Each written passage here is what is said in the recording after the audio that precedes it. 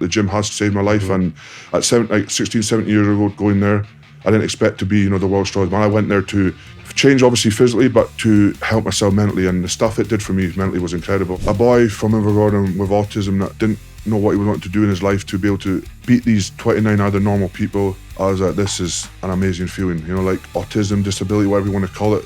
A lot of kids just get written off, but when I had that trophy in there, I was like, this is what autism has done to me. It controlled me, but now I've turned it on the switch, and anywhere I went in the world was like, I'm the strongest man here. Like England, Scotland, anywhere, Australia, everywhere. So. It's the best title in the world. The Good, the Bad, and the Beast podcast with Eddie Hall. Welcome to the Good, the Bad, and the Beast podcast. Now today I've got a very special guest known as the Albatross. He has a wingspan of 8 foot wide, and he has also cemented himself as one of the strongest men on the planet, winning the world's strongest man 3 times. He was diagnosed with autism at the tender age of 8 years old, and he used that as his superpower in training and his personal life to become one of the strongest men to ever walk this planet. I welcome no other than Tom Stoltman. How are we doing today? Good. How are you? Awesome. Thank you very much for coming down. You've come down from Invergordon, so you've got a 7-8 hour drive home. You drove down? Yeah, 7 to 8 hour drive home in Invergordon Highlands. I feel very sorry for you, but also very thankful that you've made the drive down. Thank you so much. That is absolutely obscene. I want to get straight stuck in, mate. I always ask my guests to bring me, I like to call it a piece of the beast. So to bring me something that means something to you, something that perhaps someone hasn't seen before. Could be a trophy, it could be an item from childhood, it could be a picture. So have you brought that? Yes, I have. Piece of the beast with you? So this is something that means a lot to me. My mum designed this for me probably when I was about 18 years old. So when I first did my Scottish Strongest Man in the junior ranks, obviously I got my name, the Albatross, from the gym. And she was like, I think at Christmas time, after going to the gym for a few months, she said how happy I was, and pulled this out of a Christmas present. She did it the Albatross, put the wings on it. So I wore this from about 18 to 23 years old for the first kind of junior levels of my strongman career. Now it's just on a plaque up in the house, because obviously it's memories of... Because it doesn't fit anymore. 100%. Yeah. It's on my leg as well. So, but it's a piece of it that means so much to me as well. So yeah. Jeez, wow. For the people that are listening in, Tom's brought in a lifting belt. It's quite a thick lifting belt. And on the back of it, it's got the name Albatross, with the design of wings either side that his mum has designed. And it's I can imagine that's such a nice thing for your mum to do. Yeah. The very, very start of your strongman career as well. So you essentially gave you this when you were 18. Yeah, 18. So that's about 12, 13 years ago. Yeah, and I competed the World Juniors with it, and then competed at junior level. And then as soon as maybe 3 years before she passed, maybe I just put it in a on a wall in my house and just left it there so I could kind of stare at it. And then the wings now are kind of angel wings I use them for now as well. So. What inch waist were you when you were 18? I'm intrigued. Let's see what this is. Because I'm surprised this will get around my finger. Because I've got belts from when I was like a teenager, and they wouldn't even fit around my leg right now. Will you just stand up? Will that fit around your thigh? So. And again, for those that are listening in, this is the belt that he wore around his waist when he was 18, and it just about fits around his thigh now. That's how much bigger Tom is from when you were 18. So you've got probably a 30-inch thigh, something like that. Inch, yeah. And so you had roughly a 30-inch waist when you were 18. What is it now? It's got to be close to 50. Yeah, it's 44 now, 45 now. You kidding me? I'm 50. I'm 48-inch waist. Because I think the missus bought me jeans the other week that was 46, 47 inch, and they were falling off me, so I needed to wear a belt. So yeah, wow. Sorry. I think it just says how fat I am. Jeez, I always think I look slim these days, but when it comes to clothing, like my waist is 50-inch. I've got a 60-inch chest still. But my waist is 50-inch, and I can never believe it. I'm like, why has my waist never come down? That's that's pretty cool, man. That's pretty good. So you just keep this on the wall as Yeah, on the wall, and just sort of a memory. And yeah, and you know, if it's kind of like the Welsh Shaw's man trophy, it's beside that just so I can kind of stare at it. And obviously, you know, if I have hard days and stuff, I can kind of. She was the one. Obviously, Luke led the way, but she also helped me get into Strongman and stuff. So it's a big part. Where did the name Albatross come from? I mean, it's pretty obvious when you think about it, but who did someone give you that name? Was it your mum or? No, so yeah, so basically, I was in the gym one day, and I think I was just doing chest flies, and some random guy came to me and said, like, have you ever heard of an albatross? And I googled it. I thought it was just a big seagull, so I was like, cheers, like, you're giving me a pet. But he said, like, albatross are one of the biggest wingspans in the world, and when you're doing chest flies, you're taking up half the gym. So it kind of, so it was just like the albatross kind of stuck from there. So an albatross, let's get an albatross up on the screen here. So an albatross is essentially a big seagull. That's what an albatross is. Yeah. And this one here, the world's largest bird, 11 feet wingspan. And I just happen to have, because we've been doing lots of work in the studio here recently, I happen to have a tape measure that goes to 16 feet. I'll just say we measure your... Yeah. I'll come around. I'll come around to you. Right, stretch out as far as you can. Jesus Christ. Let's do it fingertip to fingertip. Is the tape measure long enough? Okay, let's cap it off there. Right, so we are at 2 meters, just under 2 meters 2 meters 20. Bloody hell. So how tall are you in meters? 205, 204, 204 meters. So it's another 15 centimeters bigger than your height. So what is that in feet then? So that's 7 foot 1, 2, 7 foot 2.5 wingspan. Wow, that's interesting. That's interesting. 7 foot 2.5. Yeah. So some would say you've got monkey arms. You know, they've got long arms for how tall guy. Yeah. That's dead interesting. I bet that's because you're a relatively good deadlifter as well, and I think having long arms is a big part of that. But it also makes events like the pressing and that, you know, overhead events that little bit harder, but which you are also very good at. But a 7'2" wingspan, that is insane. And you're in height 6'8". 6'8", yeah. Then that's also insane. Right? That's very jealous. I've always wanted to be taller. I was 6'3" when I was like 16, 17 years of age. And then by the end of my strongman career, I was definitely 6'2". I definitely shrunk an inch. That 10-year strongman career shrank me an inch. I probably would have been 7 foot if I didn't start strongman. No joking though, you probably would. I think it definitely does shrink you down. Right, well, that's pretty cool. That's a pretty cool little story.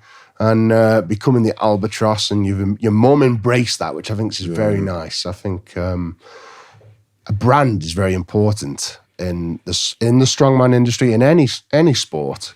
You know, you can win titles, but I think branding is very important. And the Albatross is very fitting to you. Like your brother's the Highland Oak as well. Yeah. Where did your brother's nickname come from? I think it's just because he was a massive fan of, obviously, the Australian oak, Arnold Schwarzenegger. So he just called himself the Highland Oak, and then that's kind of where that came from. I think that was it anyway. One of his best mates they loved Arnold Schwarzenegger, changed it to the Highland Oak, and it's stuck since then. So, for those that don't know, Luke Stoltman is Tom Stoltman's older brother. I think he's 8 or 9, 10 years. 40 years. 10 years older than you. Yeah. Wow, that's a big difference. That is a big difference. I mean, he looks a lot older than 10 years older. I know I'm in the joking. He does, doesn't he? He did. So that would make Luke 40 and you 30? That's it, yeah. Okay, yeah. He looks older than 40. Yeah, 100%. He's had a hard paper round. Stress has caught up to him big time, eh? And them grey hairs are creeping up. You are literally dubbed the world's strongest brothers. See this picture on the screen here. Look at those two behemoths. That is definitely... And where was that taken? Up in the Highlands? That was up in the Highlands, yeah. Just past Loch Ness, actually. Yeah, so, so you're not far from Loch Ness, are you? Yeah, we're 40 minutes drive from Loch Ness. So, yeah, that's incredible, man. You say you both look absolutely humongous. What a pair of specimens. I want to dive into your youth, if that's all right with you, Tom. I didn't know this. You are the youngest of... No? Well, you're one of 5 siblings. Yeah. Are you the youngest? No, Harry, the wee brother, he's the youngest. Harry's the youngest. So you're second youngest? Second youngest, yeah. Okay. So, what's that like growing up with 5 brothers and sisters? So you got 4... Two brothers, 2 sisters. 2 brothers, 2 sisters, right? I'm learning things all the time. Yes. Okay. So, and you grow up, your mum, your dad. Talk me through them. Like, you know, what did your mum and dad do when you were younger for work, and what's it like been growing up with 2 brothers, 2 sisters? Obviously, there's a lot of us. My dad's worked offshore on the oil rigs. My mum stayed at home and kind of looked after me. Obviously, having autism at a young age, it kind of threw a lot of things in the works for her. It was a learning curve from her from day one. My sisters as well, one of them kind of did working with special needs as well. So she kind of had a wee bit of incline of what was going on with me. My other sister was just like in school and stuff. And then obviously me and my wee brother were in primary school and that. But yeah, growing up, I mean, football was my life. Like I just wanted to, as soon as I was born, I remember Luke was into football. He just put a football shirt on to me, gave me a football as soon as I could crawl. And that was the thing. And throughout the years, football, anything, every time I seen something circle, I just wanted to kick it. And I was so kind of hyper-focused on that. And I was so kind of into it that I didn't really care about anything else. And then, yeah, I think it was maybe 6, 7 years old is when I started to kind of do behaviours like in shops. And like, you know, I used to get kind of, when I put my hand across shop shelves and things fell off, I used to kind of think that was like a coping thing for me. So every time I went shopping, my mum, I'd take tantrums until I was able to do things off the shelf. And, you know, it's hard for my mum, obviously, because she didn't want to take me out, but I couldn't stay at home myself because my mum was like the person I would always go to. She was the person that kind of cared for me. So, I mean, she might have thought it was embarrassing. Again, she didn't know at this time either. She thought, oh, why is Tom acting like this and all my other kids are fine? Why is he doing this in the shop? Why are other people looking at me, coming up to me and going like, what the hell's wrong with your kid? Like, is he an idiot? Is he there's something wrong with him? So it's quite hard for her. But then, yeah, 9, 10 years old came and finally my mum got a diagnosis from the kind of the professional side of things. But then it was this kind of school life and everything around that was very, very hard for myself. Obviously, Luke being older than me, I didn't really have a relationship with Luke, so I never ever kind of seen Luke much. The only time was when he came home, all we played football, and he was obviously at that age that he'd go out on the drinking with his friends and stuff, so I never really was that close to him. I wasn't really close to one of my youngest sisters either. I used to really hate her. Like I made her kind of run away from home a lot of the times as well. This is kind of stuff that, you know, as a person, I thought I was doing right, but I was doing wrong. But I just, for some reason, it sounded bad, but I just didn't like her at all. I don't know why it was. I just didn't get on with her. We clashed a lot of the times as well. We had a lot of fights, and then it was me and my wee brother that were the closest. Obviously, he would come to football training and do football with me, and he hated every minute of it. He detested football more than anything, but he did it just to keep making me comfortable and stuff. So, you know, in school, he would come out of playtime with a kind of sad face, and I have to kick a ball with Tom now for the rest of the break. So met 5 or 6 friends that all like football as well. So that's all I did with them. Like after school, played football. They kind of got close to me. But then, yeah, I started getting bullied because of I was wearing hoods in school. I was kind of misbehaving in different ways. I was like not being able to focus at work, kind of all this kind of stuff. And, you know, I would get bullied. I would get called different. Like I would get called like retard, disabled. And these kind of things for me, I would then go back home and go to my mum like, and dad, am I different because this kid's saying this? And why is my wee brother Harry able to do this stuff? Why has Luke got a job? Why is my sister's like doing good in life and I'm here just being at school, coming home and misbehaving? So yeah, it was very hard because my mum tried to get help in school, but they didn't believe her because they just thought like, Tom's just shy. Tom's just, you know, just like, they just didn't believe her because all her other kids growing up were fine in the school. So they just thought like, Tom can't be any different than him. How can he have autism and nobody else in the family do? So yeah, I mean, and then 13, 14 was when I think the hardest part of my life was because I was transitioning into the kind of bigger schools and like I couldn't sleep over at my friends. I remember there was one story that I was getting help with teachers to go away from my mum. So I was like attached to my mum since I was 14, 15 years old. And I did this train journey. So I was trying to do like independent travel. You know, train journey was a 5-minute train journey from Invergordon to a town called Fern where my sister lived. And I'd never ever been on a train by myself. So I took about 1.5 years to do this 5-minute journey. And I did it, and there were celebrations at the end of it. But for me, it felt like when a One World Straw is Man, it felt like that. Like everyone was buzzing for me and stuff as well. And, you know, that's not big for anyone, but for me, it was like I had conquered the world. And I was like, well, I can do these wee things. So then I started like independent traveling and all that kind of stuff as well. And then, yeah, 13, 14 years old, I had this big meeting in school. And the thing that I kind of think killed my mum and dad off was they had to film me secretly doing all my behaviours because school didn't believe that I had these problems. So they would put secret cameras in different places of the house and film me going out. And I mean, for any mother and father, that's like, if you're not getting like, if they're getting called liars, it's a very kind of hard thing to do. So then they had to present that CD in school, and still to this day, I've never watched that CD. Myself and Luke have never watched that CD. My whole other family have. My wife has, and it traumatized them because of how bad it was. So yeah, and then they showed that the CD to them, and they were like, "Yeah, Tom's got like we need help." And that's when I still wasn't open about autism. I still had it all to me, and these group of boys that I had, because you know a lot of people were asking, he's going in and out of school. He's doing 2 classes a week. Why is he getting in and out and blah, blah, blah? And then I remember I knocked on my support teacher's door and said, I need to tell my classmates. So I stood up in front of class. Jeez, it felt like the whole world was watching me. And I said to them, like, you know, I've got autism. There's the door if you don't want to stay with me. If you want to stay with me, sit here and support me through the journey. And every single one of them stayed. And that's when I knew these are real friends. And then they understood why I would go home at like midnight instead of staying over. They understood why I couldn't do certain things. And then from that day, that 14-year-old me, like a weight lifted off my shoulder. It was like I was reborn and started my whole life again. I could enjoy being around and enjoy being autistic, actually accepting who I was as a guy instead of trying to hide that kind of, trying to hide that and put on a brave face and image. And it was a much better time for my mum and dad as well, much better time for my family. And then, yeah, fast forward to kind of 15 to 16 was again another kind of dark time in my life. I quit football. My friends had moved away. I kind of locked myself in my room like a jail cell, played Xbox, and my dad and mum would feed me food through my door. I wouldn't leave the house.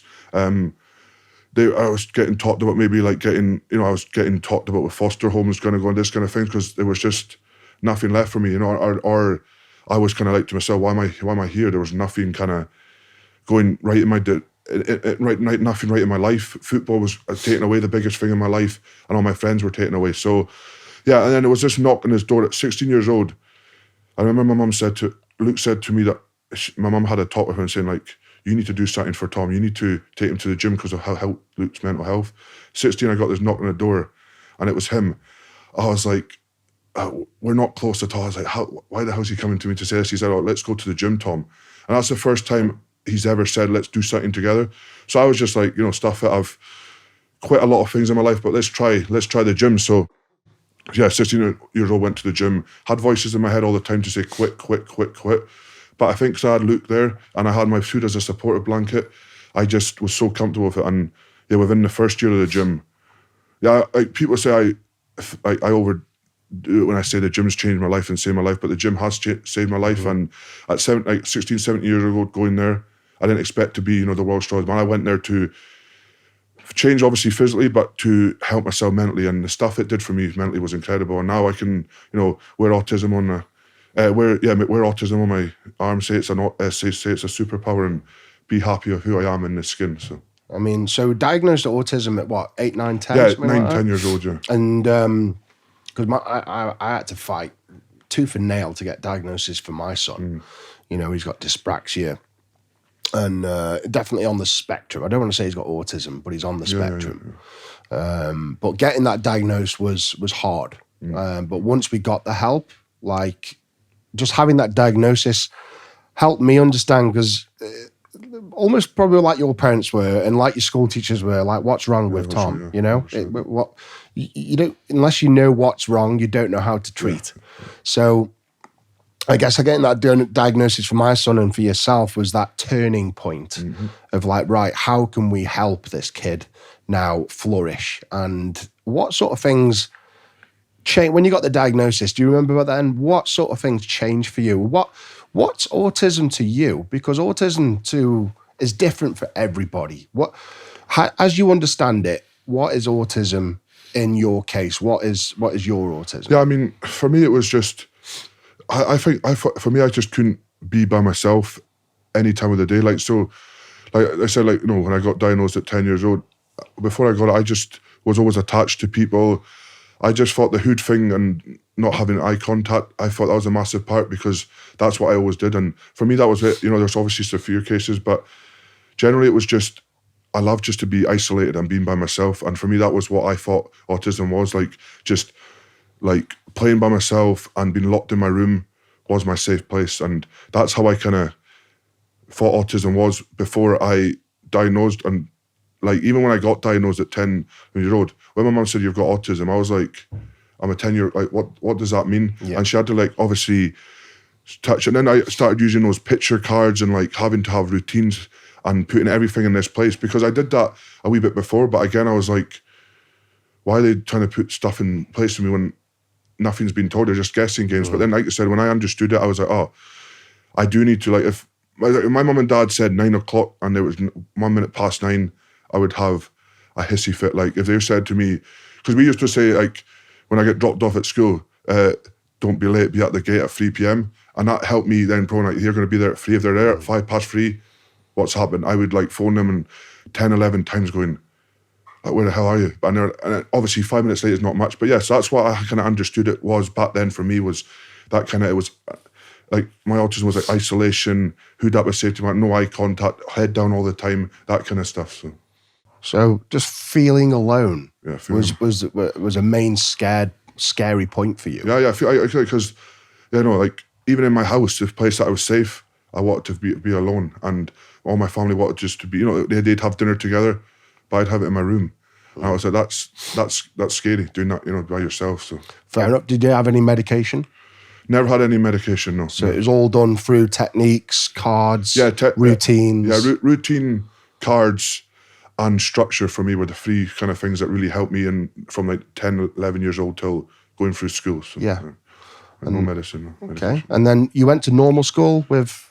Yeah, normal primary school and then normal high school as well. And I did a wee bit in college as well. So, Okay. Yeah, so I did the education system, I did it through like the normal kind of situation, the normal way to do it. So, Brill. And you say it was 16 when your brother... 16 years old when your brother came and said, let's go to the gym. Yeah, 16. And what was that like? Because and I've got a very similar story, very weirdly, where my middle brother actually started going to the gym and sort of kind of pulled me in.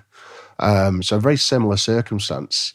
What was that like, going to the gym at that age with someone 10 years older than you? And obviously, I'd imagine training with people, you know, grown adults. You're a 16-year-old kid, and you go in there.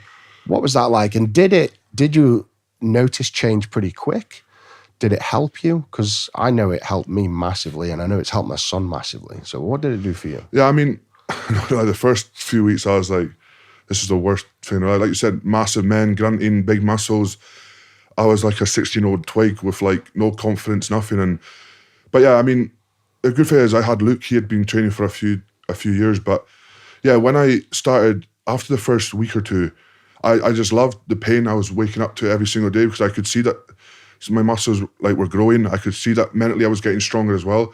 And I was talking to more people, and like Luke would go offshore and I would be able to then train with other people. So I just, like I said, for me, it helped me physically, but the mental side of things, I didn't think that lifting weights could do so much to you mentally. And that's when I got so addicted to it, because I was like, yeah, I'm addicted to setting goals for myself and smashing physically, but the mental thing, it was like a drug. I was like, this is so addicting. Like I was able to talk to one person, ask people for spots, like just have like a wee social club in the gym when I was 16 to 18 years old. And it wasn't just my friends, it was just random people. And these big, massive guys that had been going to the gym for 20, 30 years took me under their wing and said like, well, let's train, let's have some fun. And then, yeah, that's what, within the first year, the crazy kind of gains I made. I remember like, I think I did 300 deadlift when I was 19 years old. And I text Luke saying, oh, look at this. Like, and he was all showing, and he texted it to my mum, and the smiles in their faces, I was just like, this is unbelievable what you can push your body to do when, you know, you put your mind to things and don't quit. But yeah, the gym, it was an unbelievable feeling. One of the best feelings of my life. That knock, like I said, saved my life and changed my life as well. So yeah, I can resonate, man. I mean, I was expelled from school at 14 through my ADHD. You know, I would lash out and do stupid things and fight. And the gym changed my life. I think that structure and routine just gave me something to expel. I'm going to call it my disability, to expel my energy from my disability into something. And that routine just completely changed my life. And I've never stopped. From the age of 14, never stopped going to the gym. And then my son, he started going to the gym when he was 10 years old, 10th birthday, started training, couldn't read or write, right? 6 months later, can read or write as good as any of his classmates. And like, people can say, you know, it's medication or it's this or it's change of class. I genuinely believe it was just going to the gym and giving him that structure and routine that expelled his energy, which helped him sleep better, helped him concentrate more. It's just like a massive knock-on effect. So I can really resonate with you there. And anyone sort of listening in or watching, you know, if you struggle with any kind of anxiety, depression, autism, ADHD, go to the gym. Just try it for a couple of weeks. It's we're both sitting here. We're both two guys that have changed their lives around, you know, from going to the gym, and hopefully my son will continue that as well. So that's pretty cool. And to follow on from that, so it was my brother that started training and taking me into the gym, and it was actually my brother that pulled me into my very first strongman contest. So how did you start strongman? Going to the gym's one thing, strongman's another. I mean, yeah, strongman's a total different ball game. So I think it was maybe when I was just before 18 years old. Luke had done a local competition, the Highland Strongest Man. So he started moving away from like Invergordon and went to Inverness and had a strongman gym there. And I think I went up to watch him, and I was like, I seen him lift cars and all this. I was like, this is manly. This is like what like proper Scotsmen should be doing. And when your brother's doing this, it's like, you know, watching superheroes on TV and you see like Spider-Man and Iron Man doing all this stuff. And I was like, how the heck's he doing that? So then I said to him, like, oh, can you take me to the strongman gym and let's see what it's all about? So I kind of got that addiction in, like lifting logs and all these kind of stuff. And then 18 years old, I went down and watched him at Scotland's Strongest Man. And I was a fan, and I was like, it was a fan like grip hold at half time, and I was like, yeah, where you stand and hold the van in your hands. Yeah, I was kind of like to myself, should I do it? Should I not? Should I embarrass myself? Should I? And then like 30 people entered it, and I was like, crap, like I need to go do it now. So I was in the queue. I think I was the 29th person to do it, and I think it was like 45 seconds at a time, and I was like, I was shaking and sweating because I was in front of people. So I put my hood up and just like held it. I think I held it for like 1 minute, 2 seconds. I was like, you won. Crap, I'm quite strong. And the cheer. And I was like, it felt like I was competing there. So yeah, and then the next year, Luke entered me for Scotland's Strongest Man. So I went straight into the deep end, did the qualified. And then I remember, I think this is where like the kind of brother thing came in.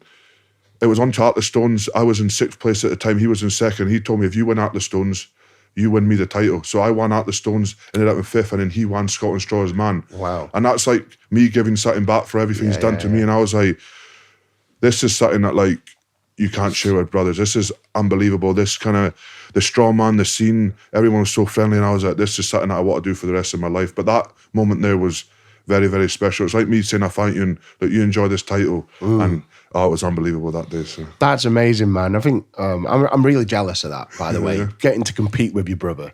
Really jealous of that. I would have loved it if, you know, my middle brother competed in strongman and took us all the way to World's Strongest Man. Jeez, because you've traveled the world together doing this game. You've took each other all over the planet. World's Strongest Man. How many times have you been in the final together at World's Strongest Man? I think 3 times now. Yeah, 3 times. Three times. Yeah. So and that's incredible. That's a special feeling. It is special. Yeah. I want to dive into a bit of like how to get into strongman, because maybe the people listening would be wondering. Like, for me, because I'm a bit before your time, so I actually won my first England Strongest Man title on a pub car park in Newcastle upon Tyne.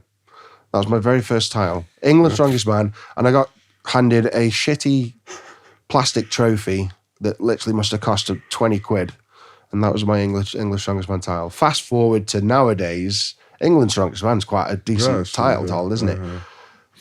I didn't do much to get through the ranks. I perhaps did one. Honestly, I probably did 5 amateur shows and then entered England's, and then from there, from UK's to Worlds. I was very selective, very like 3-4 shows a year at most. How do we get into strongman these days? Official strongman, but how did you get into strongman?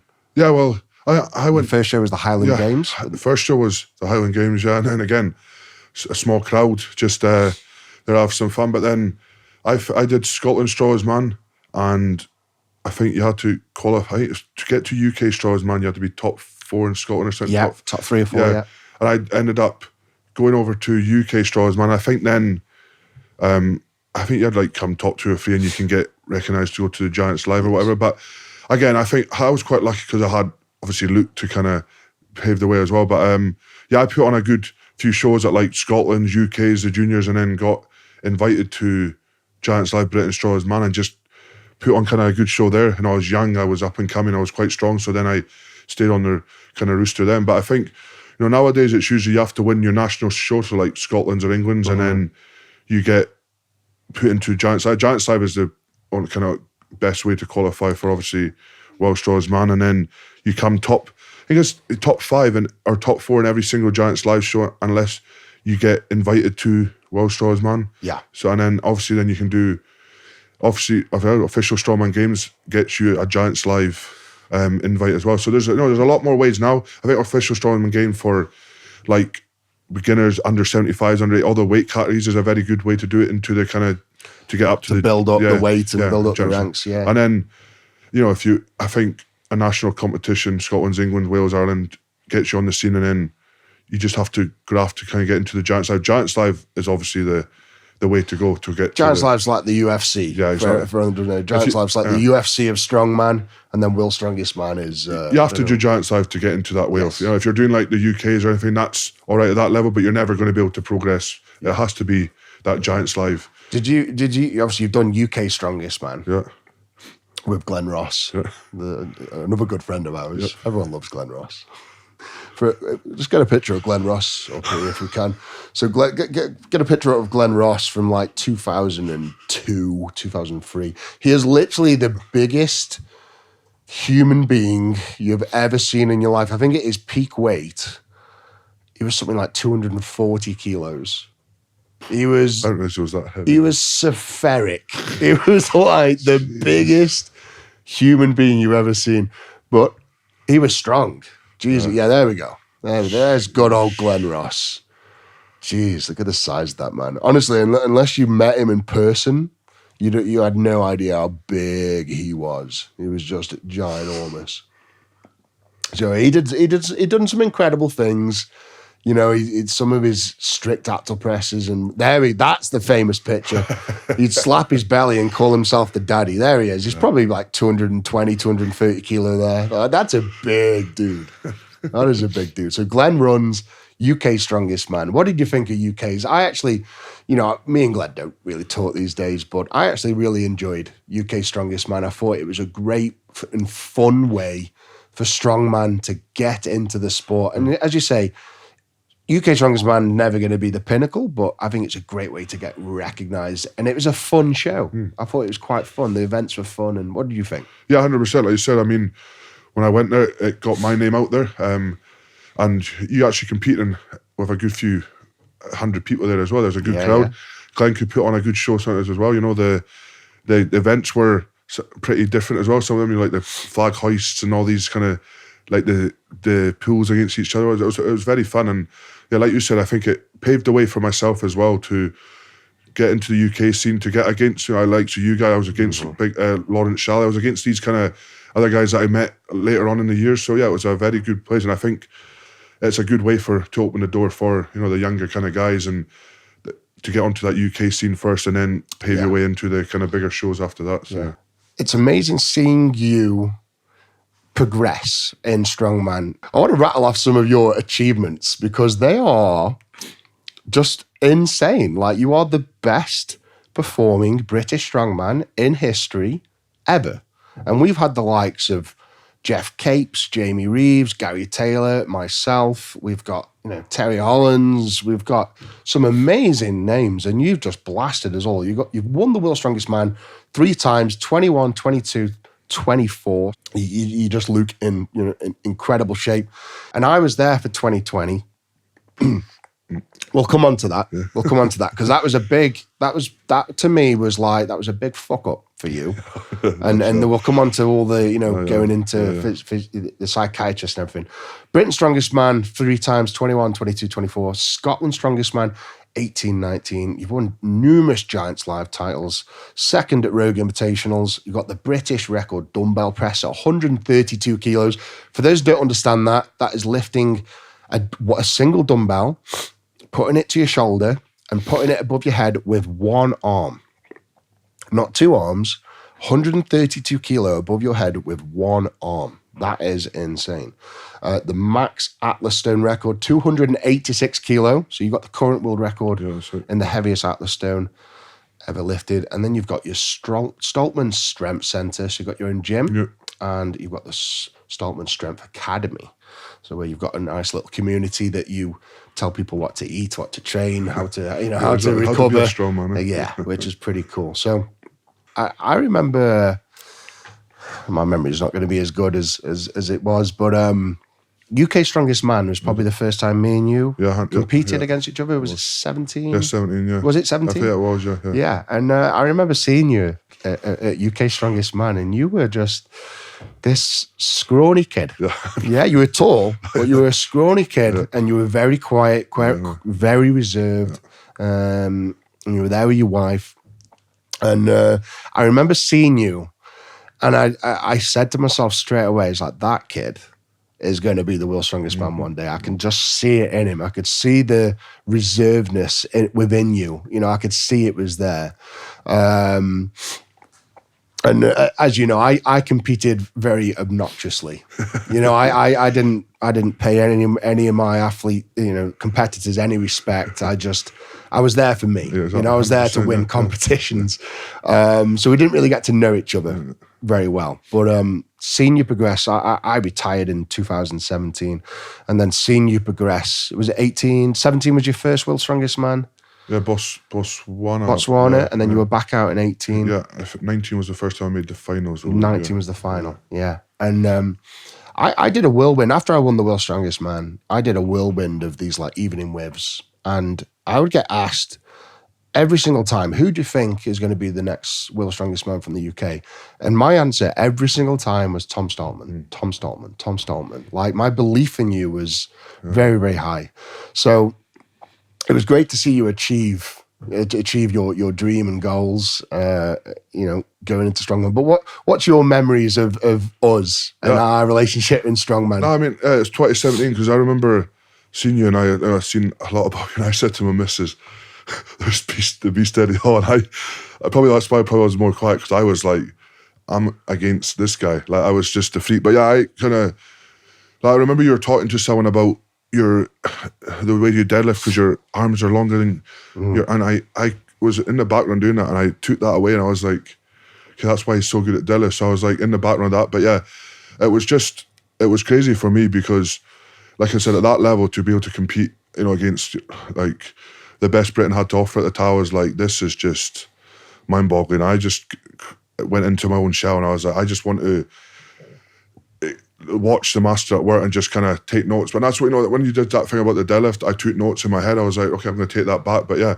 it's been great. Even after, like, when my mum passed away, you were the first person to come up to me and look, because we were at, I think it was that indoor competition. It was at Newcastle or Doncaster, I think. Doncaster, yeah. And that's, again, like, the respect you had for, obviously, you look more, and I was a bit more reserved, but the respect you had for both of us as well was, was unbelievable to see. And I never really, you don't really get that too much in Strongman. You get the kind of friends on the scene and stuff, but out of the Strongman, you used to always care for us. And, even, we could stay in your house for that week, then we prep for it. And that, I mean, that was brutal. So, massages every day, that you're training that. But, like, a lot of people don't do that. So it was just, it was so kind of, I was still, like, speechless, because I was like, this guy, Eddie Hall, is massive. And I was, like, saying to Luke, like, how are we getting to do this kind of stuff? Like, and yeah, it's just unbelievable that you're, not just as a strongman, but as a person outside of strongman. You, like, I heard your videos of you saying, like, Tom Stoltman's going to be the next big thing and stuff, and I just wanted to prove I was going to be. Like, I know, and there was other people that were saying it, but then I knew they would change they change their names all the time if I was having like bad competition, but you always stuck to it 100%. And but yeah, it's been every single year, you know, we're getting bonding more and more now. And I think it's obviously with confidence from myself, you know, doing stuff like this myself. I used to have Luke to do it. So yeah, it's been nice, but there's some great memories, some great videos we've done together as well, not just in Strong, but out of it as well. So yeah, it's been great. I mean, as you can see on the screen here for the people watching, I went up to the Highland Games in Inverness. Was that last year? 2022? It was a surprise as well, wasn't it? Yeah, I just turned up. In the motorbikes. And, I just turned up and surprised you guys. But no, we've been on some good journeys, and and I'll be honest, when I was competing, I didn't care about anyone. So you know, I wouldn't have showed anyone respect. I was just there to compete. I'd compete and I'd leave. But the second I retired is when I really cared about people, and you know, when you lost your mom and everything, it pulled on my strings, you know, and seeing you struggle. I'll be honest, seeing you struggle, you know, and I thought those little words of just me just saying those things would help inspire you, and that's a lot of it as well. Luke told me a story that made me giggle. That I apparently on an interview said, it must have been like 2015, but it must have been rewritten in perhaps a documentary or something, where I sat there and said, that's it, no, I'm a full-time strongman, so why should a full-time strongman work? So I went and quit my job that day. And Luke told me you watched that clip and you literally went and quit your job. That's 100%. So I was working for a health and safety, like security and stuff. And I put on your documentary and watched it all, and how you, like, you know, obviously the Olympic swimming, you quit school, blah, blah, you quit your job, and you said you can go back to that. And then that clip as well came up. So it was, I think, a week before Christmas. I messaged Sinead saying, I'm coming home. And my shift wasn't ending until 7 p.m. I started at 7. By 9 a.m, I put my tie down, didn't tell my boss, and just drove home. And that was that was you, because because I seen your documentary, you know, your struggles and stuff in childhood. I was like, if Eddie can do it, I can as well. And like that kind of attitude of like, you've only got one shot at it. Like jobs are there for your whole life. And yeah. And she went absolute mental at me. So a week before Christmas, no money. And I was like, yeah, okay. So then I had British Strongman Life, fuck me, did Britons. But yeah, that documentary, big inspiration to quit my job and be a full-time strongman. So it was cool. That's good to hear. So I literally inspired you to quit your job and go for it and go and be a world's strongest man. And it went in the right direction as well. And do you know what? That takes massive bollocks. Yeah. It really does. People talk about, I could have, I should have, I would have, but the amount of people that actually pull their finger out their arseholes and go and do something, like, when I quit my job, it was 2015, I had about 10 grand in savings. I had 2 mortgages. I had 3 mortgages, actually. 2 kids, you know, wasn't very well off. And I literally said, fuck it. I'm going to be the world's strongest man. This is now my full-time job. And I quit my job. And I'll never forget that all my friends, all my, you know, colleagues now, are you fucking nuts? Like, you're not going to win the world's strongest man. This is deluded. I mean, my mum was saying, don't do it. My wife was saying, don't do it. Everyone around me was just so negative. A bit like you had. Yeah. But you've got to take that chance. And if you hadn't took that chance, you probably wouldn't have won the world's strongest man. If you wanted to quit your job that day, you probably would not have won the world's strongest man. And that's what you've got to remember, man. It's just proving them wrong as well. You want to prove the haters and stuff. And that's the cherry on the top as well. It's not haters. It's just naysayers. Negative people, just naysayers. Negative people, yeah. Yeah, but that was an inspiration anyway. That's good to hear. Yeah, so quit your job. So I could take some little bit of satisfaction there. I could, you know, I'd probably earn like 1% of your trophy, technically. You know what I mean? Yeah. So we could have your name, main name, and then my name in the little corner of the trophy. Yeah. I want to go back to World's Strongest Man 2020, right? Because I was there for that, and you were on form. On form, you breezed into the final, and then that first event, that loading event. And that cost you the title, 100%. You dropped that anvil, and you picked it up so quick. I'll be honest, but that 4-second lapse that cost you the title. That, I think, the distance between you and first place was like, I don't know, 5 points, and you lost the title by 3 points or something. So yeah, I believe the failures and setbacks are what makes us, and they're what make us successful. Without the failures, you cannot have the successes, but you've got to learn from the failures.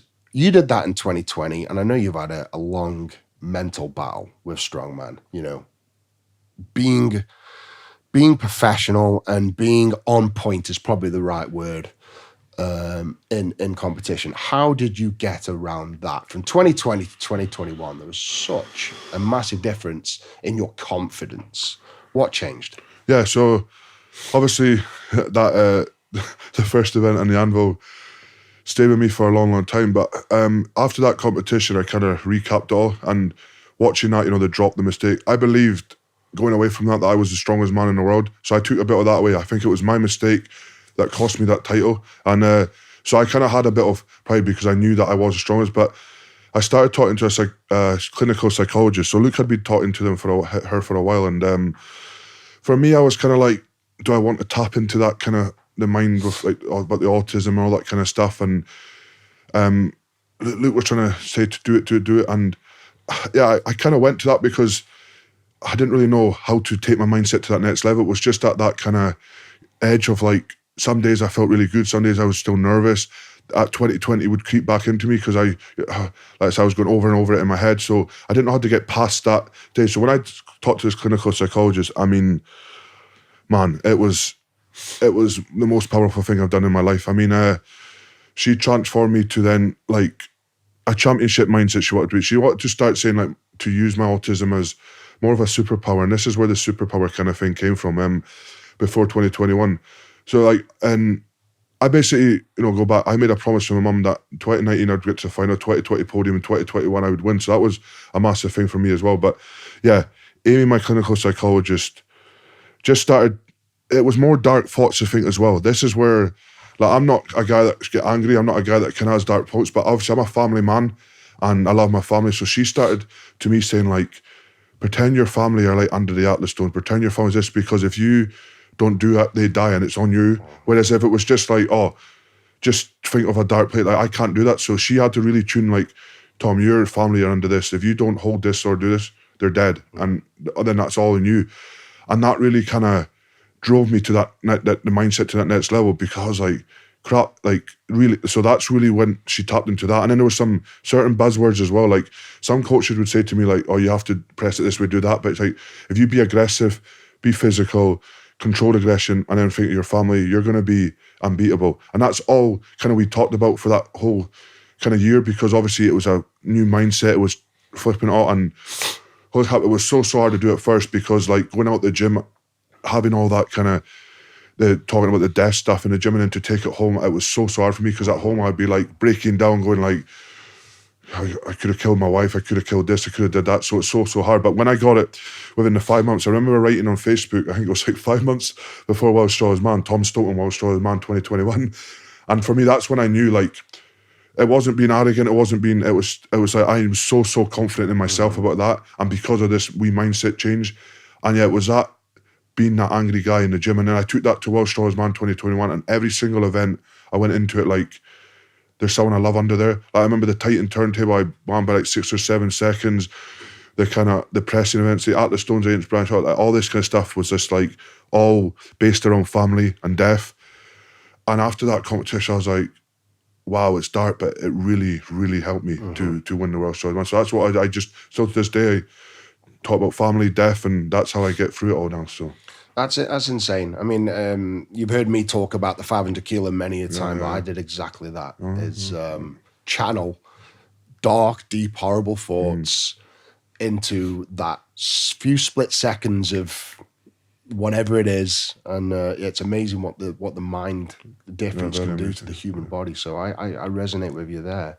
But that's pretty cool that you, what's the right word, humbled yourself enough to go and seek help from a professional in that aspect. And what's the right word? Make yourself vulnerable. Yeah, 100%. Make yourself vulnerable and bring yourself down to a rock bottom level and build yourself back up. It's pretty insane, man. So fair play to that. And do you still work with the same psychiatrist no, so now? Or? I stopped working with her after the second one, because I thought I learned so much that I didn't need I think I was getting too much like repetitive stuff, so I worked so much that I'm so confident now in my mental side of things. So just now it might just be a sports psychologist here and there, but I believe now that all the stuff I've learned with her, I can take away now, and I control like the balance and everything now. So That's probably one of the most pivotal moments in your career. Yeah, 100%. It's 2020 going into 2021. You could see the change. It was insane, and you still carry that through today. Those techniques. yeah.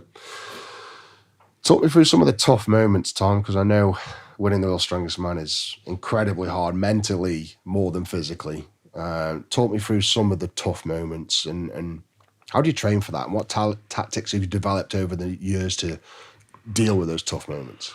Yeah, I mean, I think the biggest one is sacrifice. Obviously, you have to give up a lot of family time. You know, I didn't see my family for a long, long time as well. You know, I was building a good relationship with my dad, and then sacrificed that. Didn't see any of my nieces and nephews. Didn't even see, hardly seen Luke, hardly seen anyone of them, because I just wanted to, for like the World's Strongest Man, focus on my own training, and he was just an athlete. That's, for me, I had to do, we're brothers, but then the day I had to be selfish and didn't care about what anyone else was like, didn't care what my wife said, and that was it. I kind of went on my own training camp, but like, so I said, you know, to my wife, this is how many hours a day you'll get with me. I'm going to be in the gym this much. This is the food I'm needing to eat. This is the food I would like you to cook. It's, you know, it's selfish, but I had to do it because I didn't have any other distractions. All my friends, I said to him, you're out of my life for this whole 5-6 months.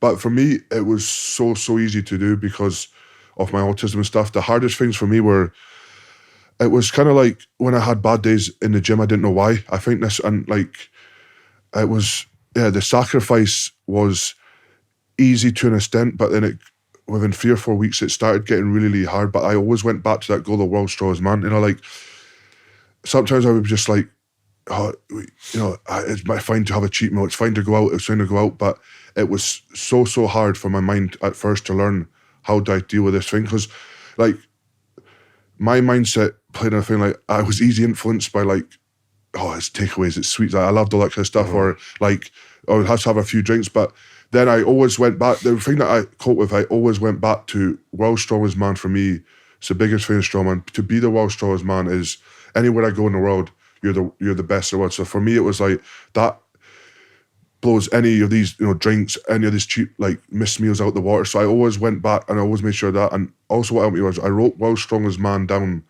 on a whiteboard every single day, the moment I woke up, to really have that vision. Because then if I was really struggling, or if I was, because I'd break down quite a lot, because obviously all the stress, the sacrifice, you know, putting your wife to a side, putting your family to a side, it's like you're divorced and a single guy that's just living in your own house and you're getting in your own thoughts. So I had to really visualize why I was doing this, and like, when I wrote the things down on paper, it came to life for me. So I had to write down World's Strongest Man 10, 11 times to believe this is what I'm doing it for. If I just said it, I would just break down, burst out crying. So yeah, it was very, very hard for myself. But these coping mechanisms were me writing things down, visualizing things, and just believing in myself that I was going to be the World's Strongest Man, and that everything was going to be worth it. After World's Strongest Man, I could then go and enjoy everything that I sacrificed for that, 12, 16, 20 weeks, a year before it and stuff. So, Well, how was your wife through that period? Because yeah, I mean, that's pretty tough. I mean, you're literally out of the house at 7 in the morning, yes, coming back at yeah. late at night. You're not seeing her, you're not messaging her. Yes. And I resonate here. Like, you're treating her like a slave. She's cooking your food, cleaning your clothes, cleaning the house. You just come and go and train and eat. What was it like? Yeah, I mean, like I said, it was so hard, because obviously, you know, when I've won World Strongest Man, you know, I've been young, I'm in my 20s, so you're kind of like, you want to have that life of traveling and stuff, but you know, she's been with me since 18 years old, and she kind of realised that. But World Strongest Man's a total different sacrifice and, you know, level. And when I said that to her, she burst out crying. She was like, "So you're just using me as a slave?" I was like, come on, that's not what it is. It's like, I'm gonna change our life if I win World's Strongest Man. Like, if I have one World's Strongest Man title, it opens doors not just for me, but for you. And when she started seeing me like be in that fully hyper focus of like, this is all I care about, I wasn't getting out of that. So she was like, she'll accept it. But she said, if you don't win World's Strongest Man, you'll never ever do this again. So she's made sure, like, and then she started saying to me, like, you're not skipping meals. So she really was against it for the first few weeks, then started getting to it. Then she was basically my mentor for the last half of my prep. She did everything I said to do. But yeah, it was, at first I was kind of like, this is so hard. Like, you know, treating her like you said, just treating her like crap. Like, not, I know. No, I get it, man. We wake up, my food would be waiting for me. Coming home from the gym, my clothes would be washed. I would just not be spending any time with her. But I said, you're only doing that for a year and then you can enjoy it afterwards. So. No, exactly the same for me. You know, I literally had exactly the same conversations with my wife. Exactly the same, treating her like a slave. And, you know, and then we had those conversations as well. She actually said, I just feel like a slave. And I'm like, well, you kind of are during this period.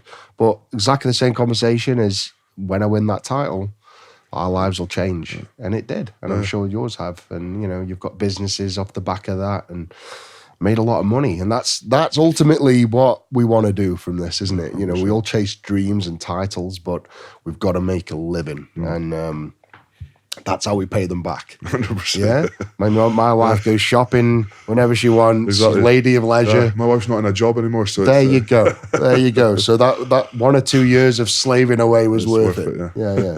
Yeah. Where you are today, what's influenced you the most?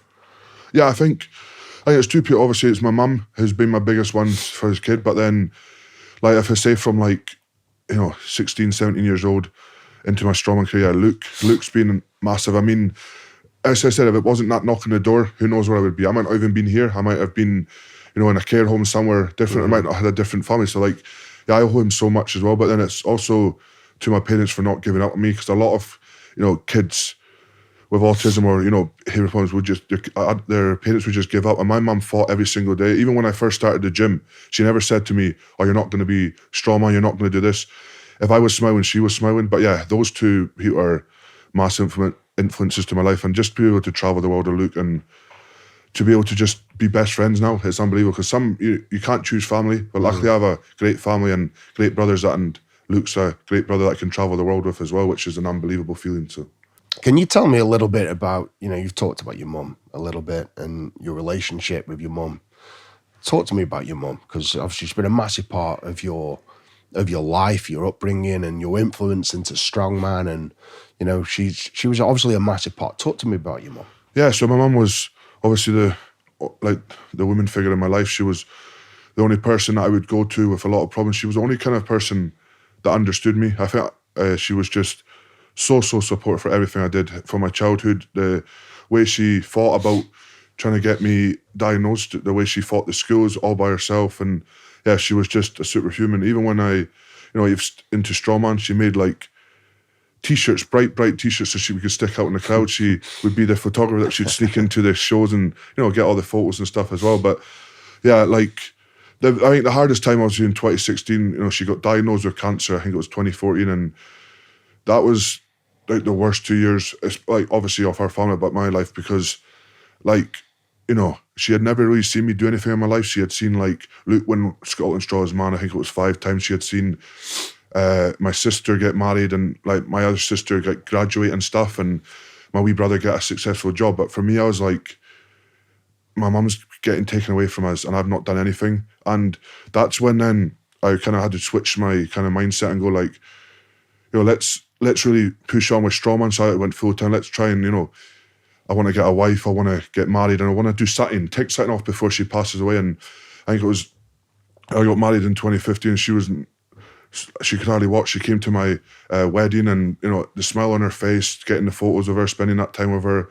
And then 2016, when she passed away, and that was, like I said, one of the hardest times of my life, because at that point I said I don't want to do strongman anymore, because she was the one that influenced me. I was like, what's the point doing this when my biggest influencer's not here anymore?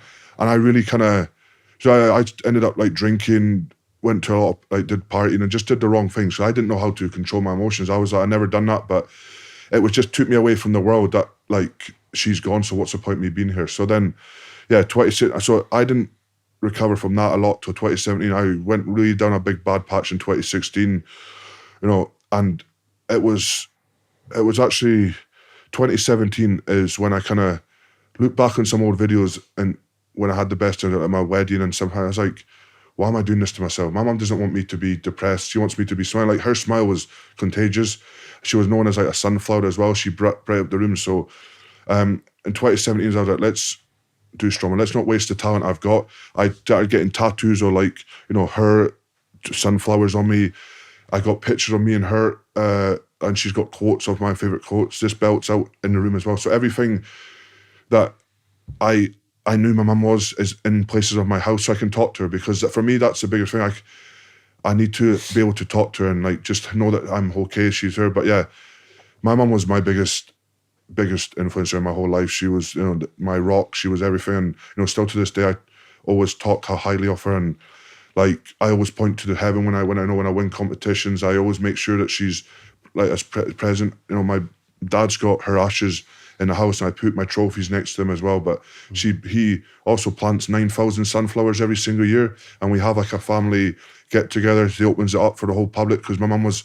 Oh, wow. So like, yeah, it's all over the news and everything. So 9,000 sunflowers by hand he plants every single year, and it's a big thing that we can like come together, and it's like the energy of the sunflowers is like my mum's looking over us as well. Wow, that's incredible. Yeah, so and that's just a thing that we do as a family every year, just because it gives us so much power. And when we see 9,000 sunflowers, you're like, yeah, our mum's here 100%. But yeah, it was a really hard part of my life, but now I've been able to turn all the negatives into positives, like the sunflowers, the tattoos, the pictures on the wall. Even Strongman helps me do it, because I knew that she would be smiling, when I won my World's Strongest Man, the 3 times, all the other stuff I've done in my life as well. So I remember, I was there when you won your World's Strongest Man title, the first one. Was it 21? 21, yeah. Cool. 21, Sacramento? Yeah.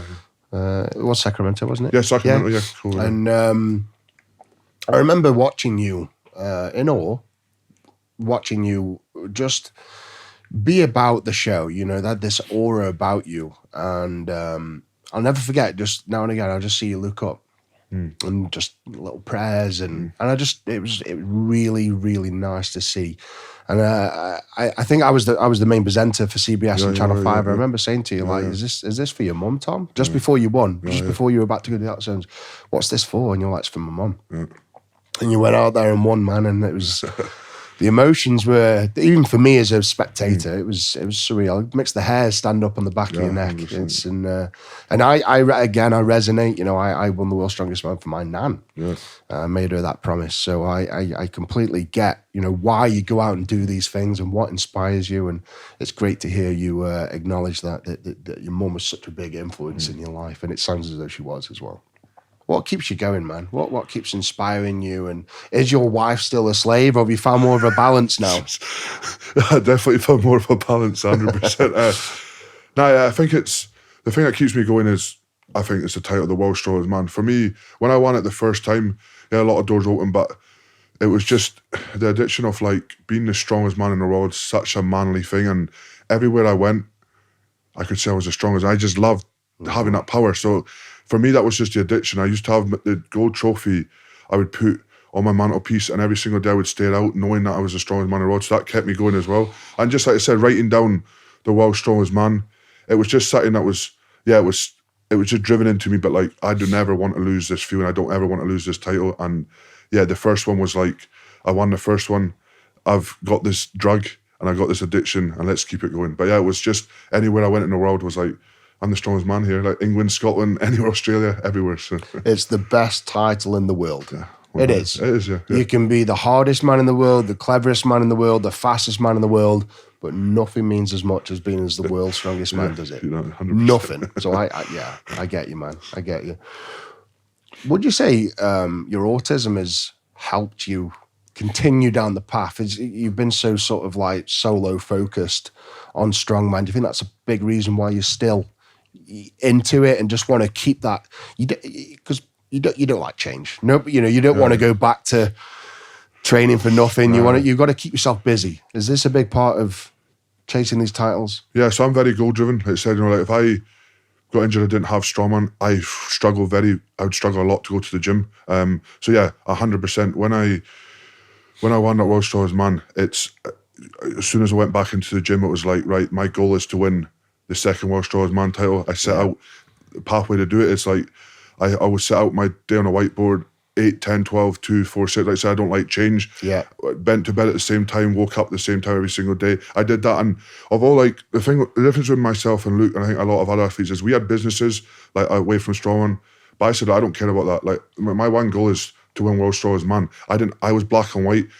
I think like Luke, he was worried about the businesses. I was like, I don't care about that. I got into strongman to be a strongman, and this World's Strongest Man, if I win 3, 4, 5 World's Strongest Man, the business will take care of itself. And that's my eyes, and that's was my goal and my focus from like when we made these businesses. He was kind of taking over that, but I was fully driven. I was like, World's Strongest Man is my goal, and nothing gets in the way. Like I wasn't getting sidetracked for businesses, anything. It was just that tunnel vision, that black and white of like, I'm writing down my routine every single day. I'm following it to a T, and if I do that, I'm the world's strongest man. You call autism your superpower or your cheat code, and is that what you mean? You just... Yeah, I mean, yeah, it was in 2021 when I first won with World's Strongest Man. I stood on that podium and I was like, a boy from Invergordon with autism that didn't know what he wanted to do in his life, to be able to beat these 29 other normal people. I was like, this is an amazing feeling, because like I said, autism, disability, whatever you want to call it, a lot of kids just get written off. But when I had that trophy in there, I was like, this is a superpower. This is mental. This is what autism has done to me. It controlled me, but now I've turned it on the switch, and all this writing down World Strongest Man, all this routine is what my brain wanted, and it's from autism and this superpower. So yeah. No, that's beautiful, man. And you are a lighthouse of inspiration for anyone out there that's autism, ADHD, my son included. My son looks up to you as a hero, because he's going through very similar problems. And I think people like yourself being very open about your struggles has really helped a lot of people. And you yourself, Tom, like you've really come a long way as a person. I think you being so open about it and using it as a superpower has almost helped you come to terms with it, and you sort of overcome it in that respect. When people get diagnosed with ADHD, for example, I was never diagnosed with ADHD, but I know I had it. Jesus Christ, did I have it? If there'd be big red button there saying "Do not press," I'd be like, bang, yeah. But I understood. I overcame it. I then diagnosed myself, and that really helped me understand it and move on from it. Not make it disappear, but move on from it. And you've come a long way, and a prime example of understanding your disability, using it to your advantages. And look at you now. I mean, you couldn't say a couple of words in front of a camera 5-6 years ago, and here you are doing a couple-hour podcast with me. So it's just insane, mate. What have you got to say to anyone out there going through similar struggles? Yeah, I mean, it's just, it's never, ever give up on what you want to be in life. And that's what I did. If you'll have the negative people, the naysayers, but always just stay in your lane and just, you'll have hurdles, you'll take 2 steps backwards, but you'll always get to that goal eventually. And it's all about having that right support people around you, your family that will support you, and friends and stuff that will give you all the way to the end as well. So. And a wife that is willing to slave away. That is in the background for years and years and years. But then reaps the awards. Reaps the rewards. Have you got any aspirations to do it, the record? Mariusz Podnoski has done it 5 times, a good friend of mine. Have you got any aspirations to do it 6? Yeah, I mean, I'm halfway there, so it means he can have it for a few more years, but I'm going to take the 6. Here we go. That'd be insane, man. 6 world's strongest man. That'd be nuts. That'd be like, you'd be the best strongman that's ever lived. No matter what anyone can say, you can win whatever show, you can pull whatever deadlift, you win world's strongest man 6 times. You are the best strongman that's ever lived. So that'd be I'm capable of doing it. I got youth on my side as well, so it'd be good. Right, well, that's it, Tom. That's us wrapped, mate. Thank you so much for coming onto the show. You have been an absolute pleasure to have on, and your story and background has been very inspiring. I mean, coming from a kid who was probably dotted, as you say, to be in a care home, to come and win the world's strongest man 3 times so far and battle autism and be an inspiration of positivity for so many people around the world. You have just been absolutely phenomenal. And I think, Tom, you're going to go down as, you already have, but I think you're going to go down as one of the strongest men that's ever walked this planet, ever. And I think 6 world's strongest man titles is within your grasp. There's no reason why you cannot win 6 World Strongest Man titles. I believe you can. I think you've got your hands full. I think there's some great athletes out there, and you know it. Yeah. You've got some great battles ahead of you, but I think the 6 is there. And above all else, mate, you're just a nice guy. You're very humble. You're down to earth. You're a family man. And I'm sure everyone watching this will join me in wishing you all the best in World's Strongest Man and your personal life and your career and your businesses, everything. Just want to say thank you, Tom. Thank you very much, sir. Absolutely amazing. Thank you, buddy. Thank you. The Albatross, ladies and gentlemen. Thank you so much for watching and listening. I hope you enjoyed the episode with Mr. Tom Stoltman. We will see you soon. Love the beast. Take care. With Eddie Hall.